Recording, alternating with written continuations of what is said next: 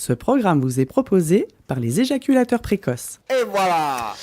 Et voilà, oui, un petit peu de prévention, ça ne fait pas de mal. Et c'est peut-être aussi ce problème qui est à l'origine d'un conflit, vous avez dû entendre parler, c'est le clash du siècle. Pire que Boubacaris, plus fort qu'un tweet de Donald Trump à la Corée du Nord, c'est le choc du 17. Je veux parler bien sûr de la bagarre que se livrent deux marques de biscuits pour une photo de Fort Boyard. Je vous avais prévenu, c'est très très violent. Oui, effectivement. Quand même.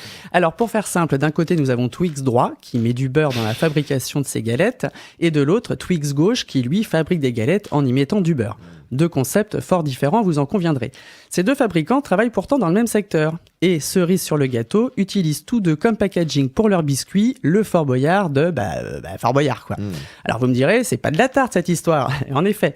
Et croyez-moi, c'est pour la justice que ça n'a pas été du gâteau. Elle a finalement décidé de couper la poire en deux après 4 ans de bataille juridique entre les deux marchands de sablés. Alors que l'image libre de droit, rappelons-le, figure déjà sur des assiettes, des dessous de plats, des sets de table, des boules à neige et autres ramasse-poussières. Non d'une pipe en bois, comme dirait Pinocchio.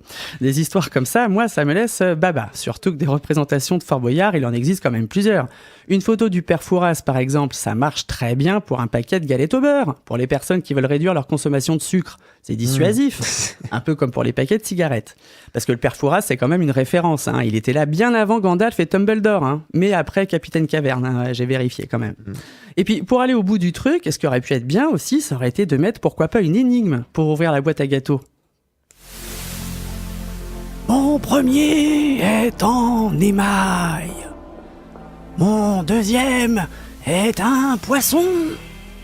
Et mon troisième est la 22e lettre de l'alphabet. Qui suis-je ? Dans ton cul. Bravo, bonne réponse, tu peux manger un gâteau. Voilà, c'est une proposition, bien sûr, une idée. Après, sinon, j'avais pensé à une photo de Moundir ou d'Élodie Gossuin. Ça aurait pu le faire aussi, ça montrait aux jeunes des exemples de réussite, qu'après être devenue Miss France, par exemple, tu peux te retrouver à te battre dans la boue. Ou à présenter du télé-shopping. Mais là, ça dépend si tu t'es réfugié dans la bouffe ou dans le sport après ton éjection. Ton élection, tu veux dire? Ah non, ton éjection du système médiatique. Quoi. Alors sinon, un truc qui aurait été original pour une boîte à gâteaux, ça marcherait très bien en ce moment en plus, ce serait une boîte en forme de Notre-Dame de Paris, mais avec un trou. On pourrait appeler ça une tirelire en fait, où les gens pourraient mettre de l'argent. Alors, il faudra quand même bien s'assurer qu'on ne puisse pas ouvrir la boîte. Il n'est pas impossible que certains donateurs tentent de récupérer leurs dons. Non, donner ses données et puis reprendre ses volets, comme dirait Nathalie Loiseau.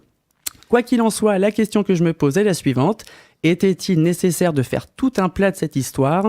Ça m'aura quand même permis de faire une chronique qui ne manque pas de sel et dont on connaît la fin, FAIM, bon appétit.